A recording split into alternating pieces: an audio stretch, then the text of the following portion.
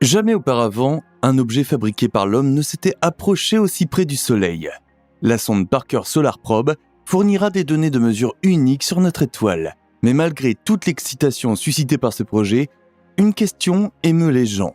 Pourquoi la sonde ne fond-elle pas lorsqu'elle est près du Soleil ?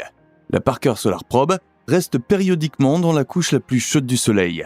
Et ce n'est en aucun cas la surface du Soleil. C'est autour du Soleil, dans ce que l'on appelle la couronne, que la température est la plus élevée. Dans cette vidéo, vous apprendrez comment la sonde solaire brave la chaleur et quelles sont les nouvelles connaissances qu'elle nous apportera. Avant de commencer, nous aimerions vous demander d'apporter une contribution importante à notre chaîne et de nous laisser à la fin un commentaire qui correspond au sujet. À partir de maintenant, nous récompenserons toujours les contributions de nos abonnés par un cœur. Assurez-vous simplement d'être déjà abonné, d'aimer la vidéo et de mentionner les deux en haut de votre commentaire.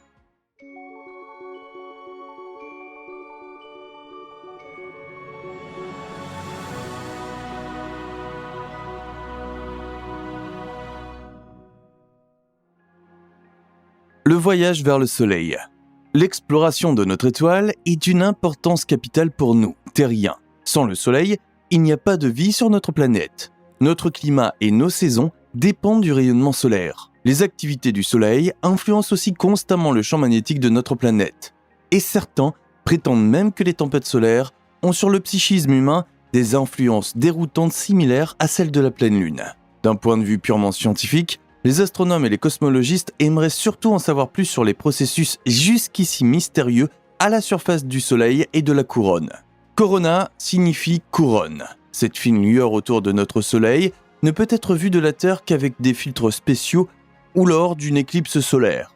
Jusqu'à aujourd'hui, la couronne est un grand mystère pour les scientifiques. En effet, des températures allant jusqu'à 1 million de degrés Celsius règnent dans cette couche située à plusieurs kilomètres au-dessus de la surface, alors que les températures à la surface du Soleil ne sont que d'environ 6000 degrés Celsius. Le Soleil, comme sa couronne, n'est pas également chaud partout. À la surface de notre étoile, des fusions constantes ont lieu, des choses bouillonnent et des forces tourbillonnent. Il en va de même dans la couronne. Seulement là, la chaleur se présente sous la forme de nuages de particules les plus fines. Ces nuages, ou évaporations, sont directement influencés par les activités à la surface du Soleil. Les particules qui forment la couronne sont formées par les processus enflammés du Soleil ou sont au moins influencées par eux. Ces interactions ne sont pas encore connues avec précision et l'une des tâches de la Parker Solar Probe est d'en savoir plus sur ces liens. Derrière l'effet de la formation de chaleur extrême dans l'environnement du Soleil doivent se cacher des forces physiques et probablement aussi des processus chimiques que nous ne connaissons pas encore. Peut-être pourrions-nous même tirer profit des découvertes de la sonde en ce qui concerne notre propre industrie de l'énergie. Pensez que l'électricité que vous tirez de la prise murale provient toujours de la production de chaleur. Si nous pouvions également générer des températures ou de la chaleur en utilisant le même truc que le Soleil, nous pourrions peut-être produire de plus grandes quantités d'énergie beaucoup plus facilement ou multiplier l'énergie de manière simple et peut-être écologique. En plus d'étudier l'énorme chaleur générée dans la couronne, la sonde mesure bien sûr aussi les fameuses tempêtes solaires. Il s'agit de gigantesques éruptions de particules. Les vents prennent naissance dans de violentes éruptions à la surface. Au cours de ces éruptions, des flux de plasma et de particules sont libérés, qui se déplacent d'abord dans les environs immédiats du Soleil. Les charges finissent également par pénétrer dans la couronne et sont libérées de l'attraction gravitationnelle du Soleil par un mécanisme encore largement inconnu. Ces flux de particules s'éloignent alors du Soleil à une vitesse extrême et partent dans l'espace. Si ces flux de particules rencontrent le champ magnétique de la Terre, celui-ci est extrêmement décalé et étiré. Les experts supposent que de tels vents solaires peuvent neutraliser toute l'électricité terrestre s'ils atteignent une certaine puissance. Les éruptions et les vents solaires font l'objet de recherches intensives depuis une centaine d'années. Cela a suffi pour trouver certains rythmes dans les éruptions et les vents. Le Soleil est généralement soumis à un rythme de 11 ans. Dans ce laps de temps, les éruptions se produisent selon certains schémas. Les vents étaient presque prévisibles pendant un certain temps. Puis, soudainement, le comportement du Soleil a changé. Dans un premier temps, l'activité s'est affaiblie de façon inhabituelle. Les scientifiques étaient déjà inquiets, mais soudain, l'activité solaire a de nouveau augmenté. Ces événements se sont produits complètement en dehors des cycles connus jusqu'à présent. Jusqu'à présent, sur Terre, nous ne pouvons pas être sûrs que le Soleil montre de temps en temps des caprices extrêmes dans son comportement. Comme cela pourrait être dangereux pour notre monde de plus en plus technique, il est de la plus haute importance que nous en apprenions davantage sur le Soleil. La Parker Solar Probe a donc une mission scientifique extrêmement importante à bien des égards. La sonde solaire Parker. Lancée en août 2018, la sonde solaire est un projet commun entre la NASA, l'ESA et plusieurs autres nations. Pour lancer la sonde, la NASA a profité d'une fenêtre de temps où le Soleil et la Terre étaient particulièrement proches et où la trajectoire de la sonde était idéale.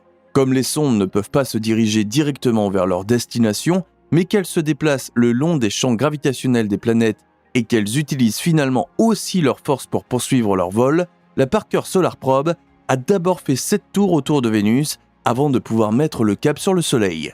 Bien entendu, la NASA a également profité de ces manœuvres de survol de Vénus pour recueillir quelques nouvelles impressions sur Vénus.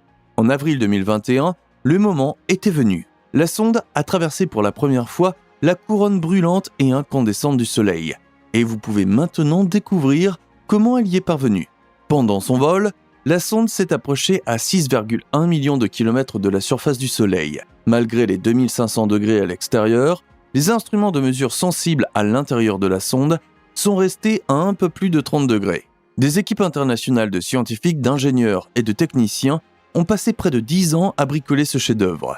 La clé du succès de la sonde est un système de protection thermique sophistiqué qui comprend des matériaux spéciaux, un bouclier thermique, la position de la sonde et un système de refroidissement à eau. Le laboratoire de physique appliqué Hopkins dans le Maryland, aux États-Unis, a été chargé de la construction du système de refroidissement par eau. Le système de protection thermique comporte 2 couches de carbone renforcées de fibres de carbone qui conservent ses propriétés structurelles même à la chaleur la plus élevée. Il y a également une mousse de carbone entre ces couches. Il y a de si grandes poches d'air dans ces fibres que pratiquement aucune chaleur n'est transférée. À l'extérieur, la Parker Solar Probe est entièrement recouverte d'oxyde d'aluminium blanc. La couleur et le matériau reflètent la lumière de manière optimale, de sorte que le revêtement extérieur réfléchit plus de chaleur qu'il en absorbe.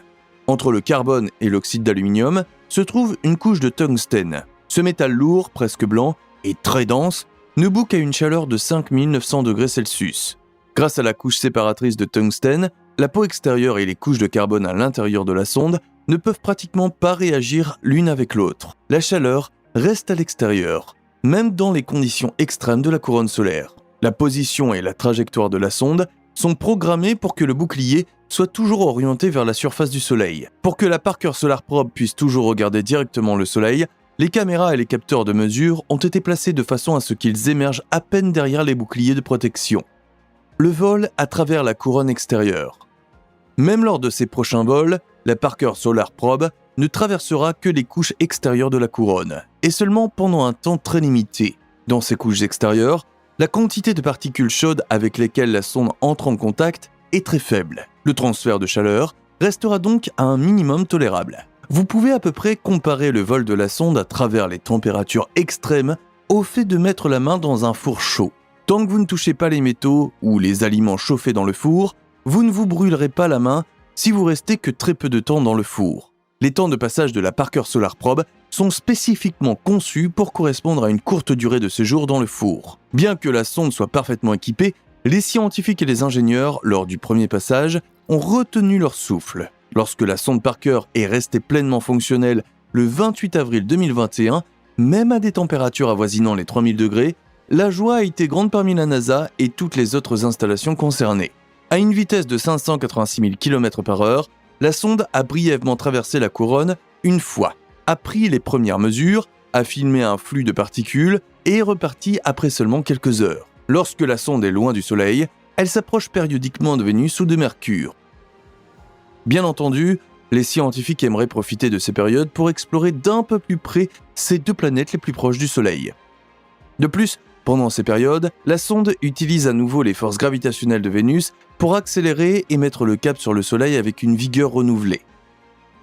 La prochaine approche de notre étoile n'aura pas lieu avant 2024. Les scientifiques devront faire preuve d'une bonne dose de patience pour cette mission exceptionnelle.